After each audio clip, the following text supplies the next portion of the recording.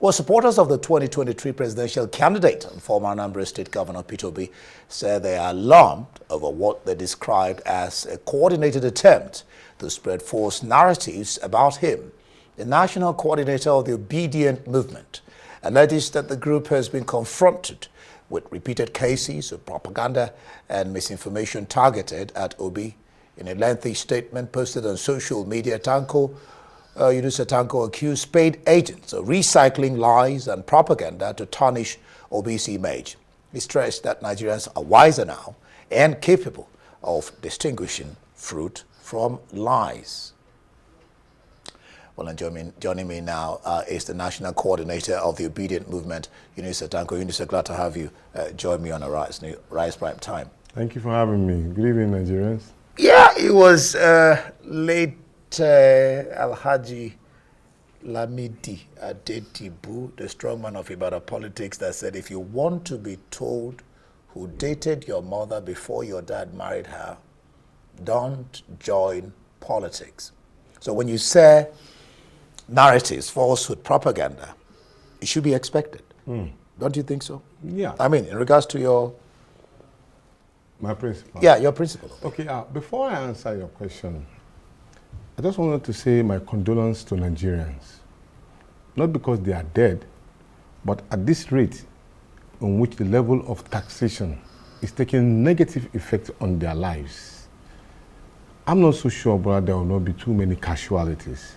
And these are the people that this government has sworn by the Quran, in this case, to protect their lives and make their life comfortable. Even the students who are in need of assistance are being taxed. What a shame. Without no retroactive effect or positive one on their lives. And that's why I say my condolence to Nigerians. Now, going back to your words, when you look at the narrative of individuals being attacked, Peter Obi is one of the most highly attacked individual in Nigerian politics as of today. And not because he is Peter Obi, no, it's because what he's bringing to the table. He's changing the narrative from an old order to a new order. I give you a simple example. A couple of days ago, we were just talking, myself and him, and he was giving me a story of what transpired in the 250 million saga. You will never hear this kind of stories except you hear it from the horse's mouth. And I was amazed because I've been with him for quite a long period of time, but in the way he narrates the story, it shocks me that such an information is not in the public domain. Do you know that because people want to label him with those kind of funny narrative, they were crouching that it was a $250 million. Meanwhile, the money was about 250 million naira. And this man is amazing. He stood there to be scrutinized, even when the money was not carried because of him, but for something else in the interest of his states, purchase of cars or by a contractor and all of that. And this particular story is taped by the security agency and it's in the public domain. But yet people go about carrying a propaganda.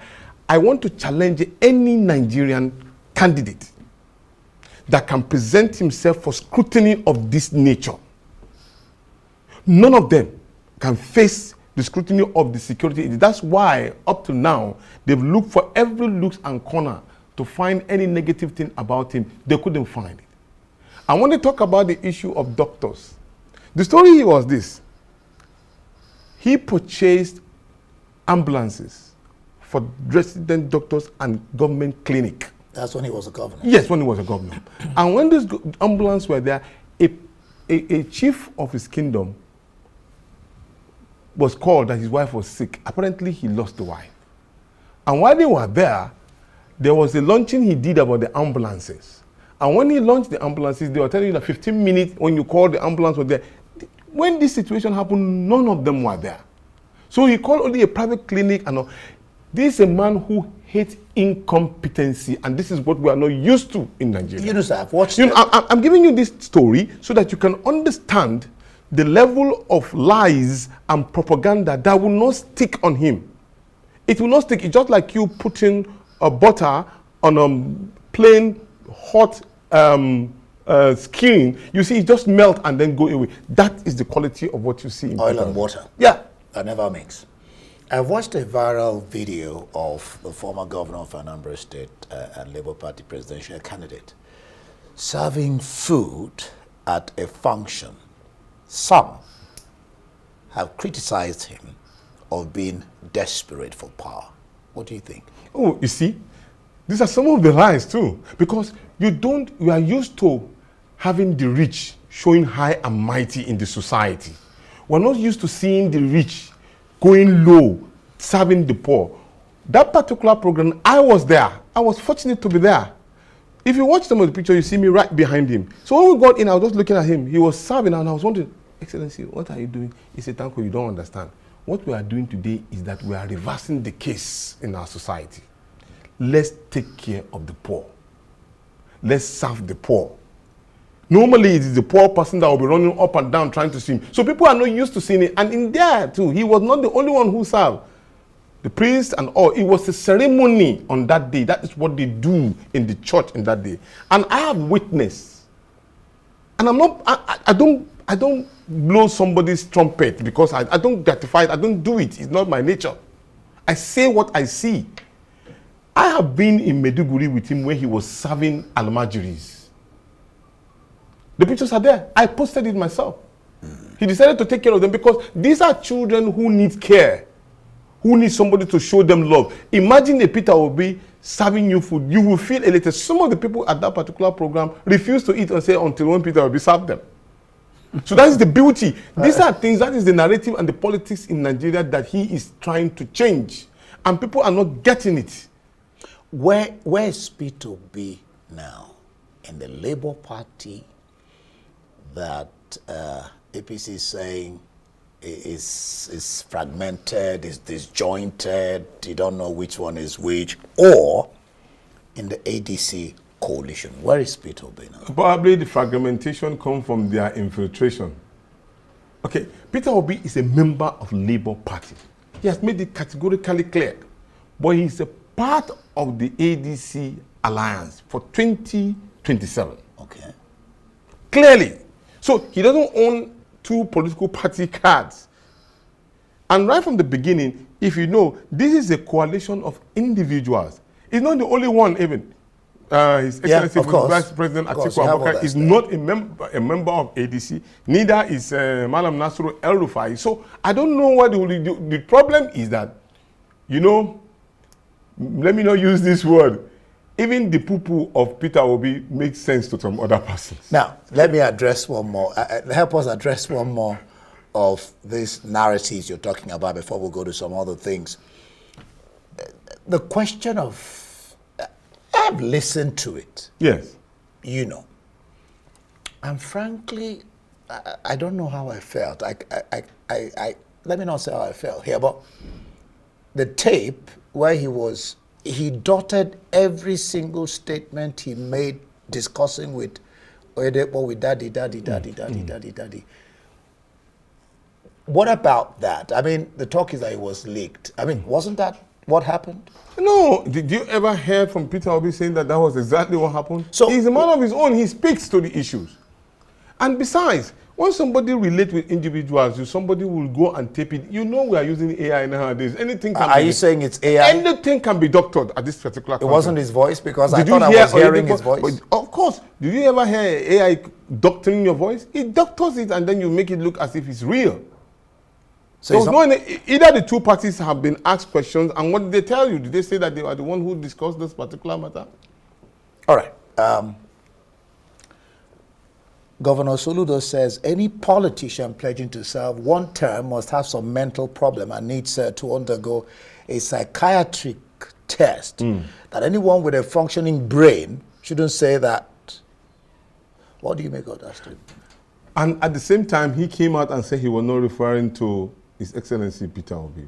But that's true or false? But then here it's true. Look, no, because Peter Obi is the only person. I think you gave the letter to the coalition, if I'm right. Yeah. About one term. Yes, of course. Yeah, you did. No. So, let me I mean, he's the only person who has talked about one term. Let me tell you. J.F. Kennedy, yes, Abraham Lincoln spent 4 years as a president in the United States, and he did extremely well. His records are there. General Murtala Muhammad, even though he's a military agent, 6 months. He was killed. Within that 6 months, but he was still performing. He talked about JFK, also was assassinated. He talked about Nelson Mandela. Even recently, our own dear Musa Yar'Adua, how many years did he spend? But he was making an impact. When you say you are going to do something, it behoves on you as a leader to be able to exemplify and do that exact what you said you did. Because the decay in the system, the deficit of trust become inevitable in our country. But when you listen to Peter Obi, listen to him carefully, he will choreograph and arrange exactly what he intends to do. He's not a lazy, laissez-faire kind of a leader. Even as of today, there is no political party candidate that have kept this country, this government on their toes, like the opposition ought to be doing, like Peter Obi, because he speaks to the issue.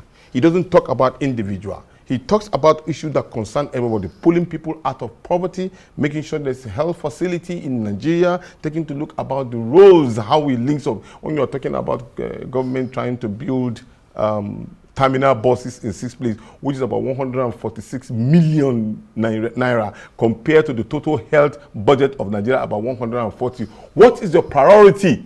Is it bus terminals or the health of the Nigerian people? These are the kind of things that we are being presented in this country. And Peter Obi would never take anything like that. So he would deal with the issues. And he would deal with the issue that concerns the ordinary man headlong. First year, deal with issue of agriculture affecting the people positively. When you get hunger out of the system, the people start producing and you start making income into the country. You've made a mark. You talk about the issue of electricity. You've made a mark. So these are simple things that this particular government are not taking notice of. He deals with the issue that concerns the people. Obi promised it was only death that could do him part with the All Progressives Grand Alliance, APGA. But analysts say hardly had Ojukwu died, Obi dumped APGA, joined the PDP. In 2023, he dumped PDP when he couldn't get the presidential ticket, and is now romancing ADC while still in AP. So, can you trust? The question of trust arises there. He said, only death would separate him from APGA, but of course he's off APGA. He's off APGA, but when you look at the... And he moved from APGA to PDP, from PDP, LP, ADC. And when you look at the issue of APGA at every point in time during that particular period, there was different scenario completely. There's a lot of confusion. The APGA of Peter Obi was not the APGA that he left. The APGA that he was talking to Odumegwu Ojukwu leadership. It was intact, there was no internal squabbles, and there was no problem. The same thing that happens within the other political party. He's a stickler for rules and regulations that affects that particular political party for the interest of the people. Why did he leave PDP? When he leave PDP, he was clear that the PDP didn't get a ticket. No. It has nothing to do with the ticket. He didn't even contest as a contestant at that time. Getting the ticket to contest. He wasn't even contesting at that time. He was not. But he was a vice presidential candidate with Atiku Abubakar. And then when he noticed that there were too many placards, just like what you have in the past, he decided that, look, I can also fly this flag. Now there is talk that PDP is wooing him and Atiku, who have left PDP. Jonathan too, for 2027. Is there fire in that talk, or is it just smoke? And would Obi likely return to PDP? No, this is in the public domain. You saw Professor Jerry Jagana asking him. You saw the governor of Bauchi State asking him. You saw quite a number of PDP stalwarts talking about it. Even today, some of them are still asking him to come. He's not the only person. He's the most requested beautiful perfume, and he's humbled by it.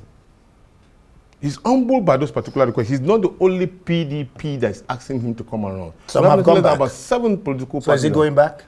Well, when you get to that road, we will cross it. But at the moment now, he's a member of the Labour Party.